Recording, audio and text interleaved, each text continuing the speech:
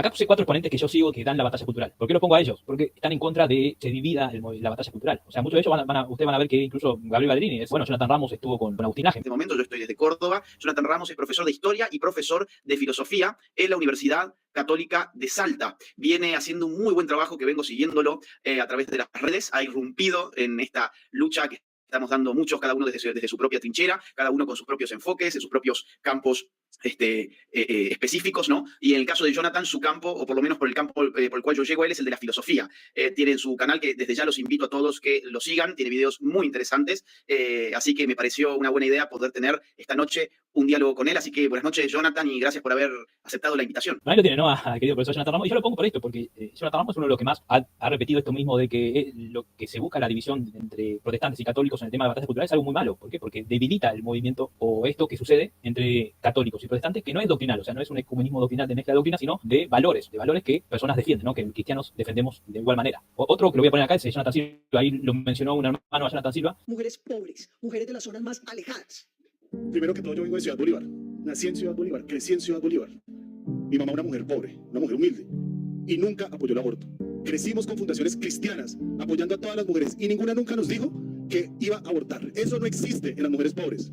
Porque los que conocemos, las comunidades, los que crecimos, los que caminamos descalzos en las montañas de Ciudad Bolívar, nunca pensamos en que matar a un bebé en el vientre sea un derecho. Que viva la democracia y que vivan los que venimos aquí a decir que Colombia es propia y que los hijos de Colombia van a vivir. Y claro que sí, vamos a revisar este proyecto.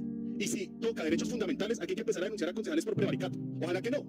Pero si es así, la vida la defendemos en la calle, la defendemos con vías jurídicas y sin poder económico, como aquí a los movimientos feministas sí los han financiado a través del litigio estratégico. Que se escuche muy bien, que no vamos a callar la verdad, así nos lleven presos.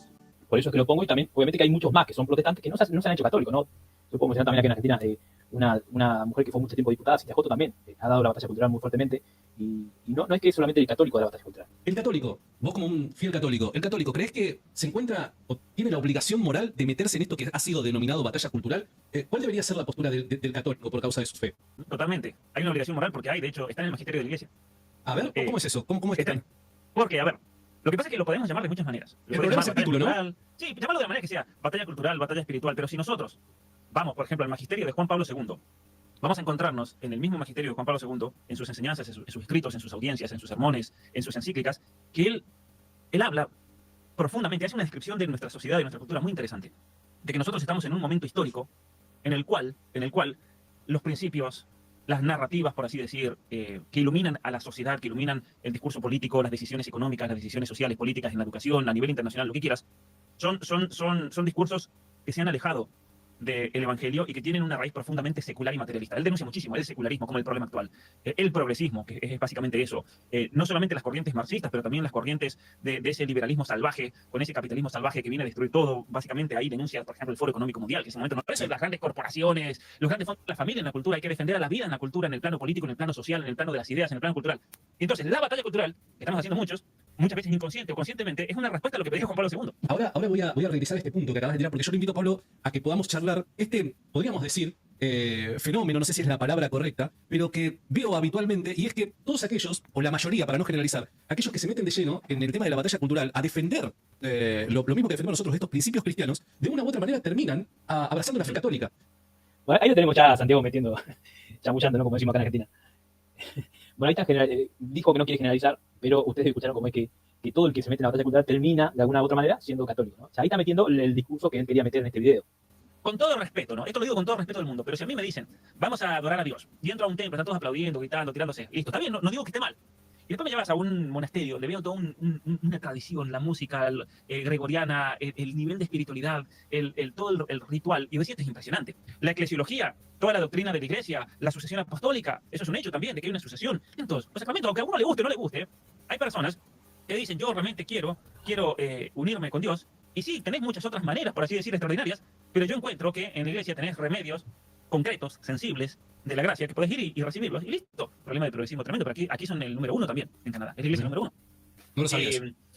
Más allá de eso, sería bueno que al ser la iglesia más grande tengan el impacto, pero hay un problema con los obispos, entonces, que no están realmente, muchos obispos son blandos, o son cobardes, o son temerosos, o son progres, ¿no? Eso pasa mucho.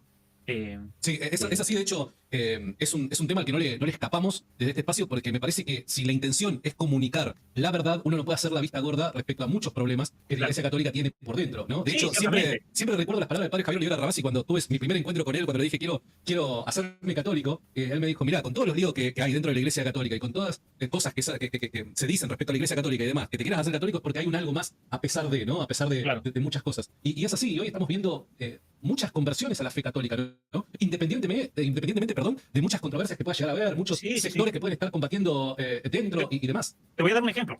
La batalla cultural que estamos llevando, muchos, es una batalla que obviamente es en defensa también de la iglesia, de la fe, del cristianismo. Uno diría, bueno, que los obispos deben ser los primeros que los apoyen. No, no nos apoya prácticamente nadie.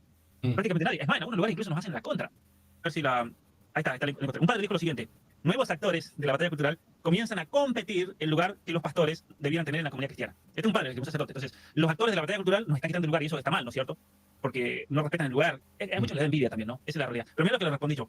Lucas 19, del 39 al 40. Algunos fariseos que se encontraban entre la gente dijeron a Jesús, Maestro, reprende a tus discípulos. Pero él contestó, yo les aseguro que si ellos callan, gritarán las piedras. Y yo ahí le agregué, cuando los pastores callan, las piedras gritan. Pero fíjense esto, lo que sucede acá en Argentina, ¿no?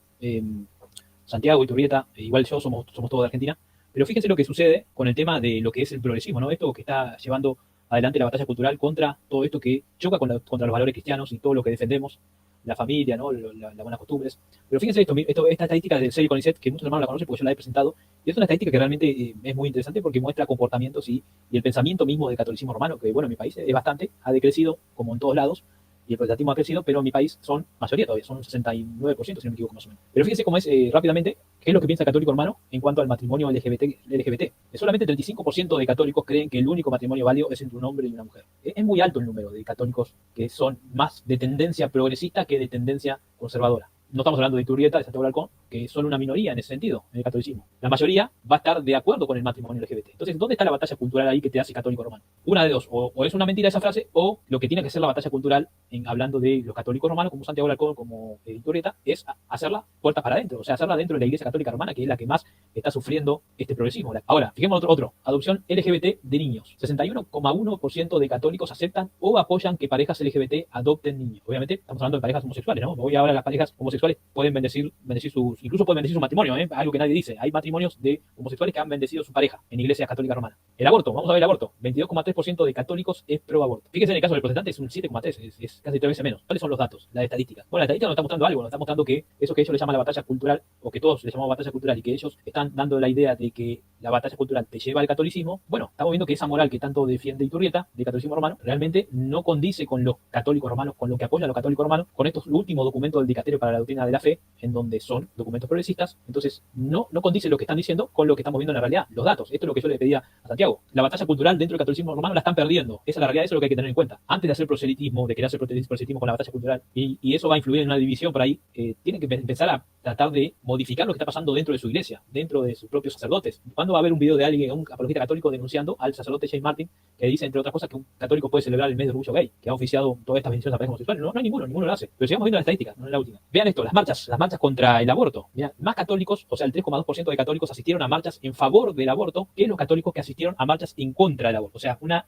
diferencia entre el 3,2 y el 1,8. O sea que los católicos que son pro aborto tienen más convicción en la militancia por el aborto que los católicos que están en contra. Ustedes están viendo, solamente 1,3%, 1,8% asistió a una marcha contra el aborto. Mientras que en el protestantismo, obviamente, que crece mucho más, ¿no? Aquellos que militaron que fueron a una marcha, un 22,1%. O sea, es aplastante los protestantes están en el rosa, ahí está. 8,6% de protestantes asistieron a una marcha en contra del aborto. O sea, casi 8 veces más que con respecto a los católicos. Y cuanto a los protestantes liberales que fueron a marchas a favor del aborto, solamente son un 1,3%. Creo que el catolicismo romano, incluso Iturrieta, Santiago, tienen que empezar a ver los datos, tienen que dejar de ignorarlos para hacer lo que hacen. Otra vez, el católico nuevamente apoya más la eutanasia que el protestante. Lo mismo. Esta es una estadística de Colombia, ya no es la estadística de Argentina, del 6 de 2019. Esta es una estadística de Colombia, de la Universidad de Colombia. Más católicos están más a favor de la eutanasia que los protestantes. Algo que la Agenda 2030 quiere instalar, ustedes saben, ¿no? Esto de la eutanasia que se termina convirtiendo en la eugenesia, o sea, la matanza de las personas que no están o sea, que están en el manicomio, aquellos que incluso están en coma, o aquellos que están con alguna enfermedad, van a tener, otras personas van a tener legalmente el poder de terminar de rematarlo, ¿no? De darle lo que ellos llaman una muerte digna. Y también lo último, ¿no? El tema de las drogas, lo mismo. El catolicismo romano se opone menos al tema de las drogas que el protestante. Entonces la batalla cultural, como digo, la están perdiendo dentro del catolicismo romano, no dentro del protestantismo. Me parece una locura lo que dijeron, o lo que dieron a entender, porque no lo dijeron, lo preguntaron y lo dieron a entender que el catolicismo romano es la única, ¿no? Es como que la batalla cultural te hace católico romano porque es la única opción. Bueno, vemos el catolicismo romano cada vez más progresista. Y bueno, ahora sí llegamos al final para concluir con esto. La batalla cultural realmente no es lo que quiero dar a entender. La batalla cultural como que te hace católico no sucede y lamentablemente el catolicismo romano está perdiendo la batalla cultural.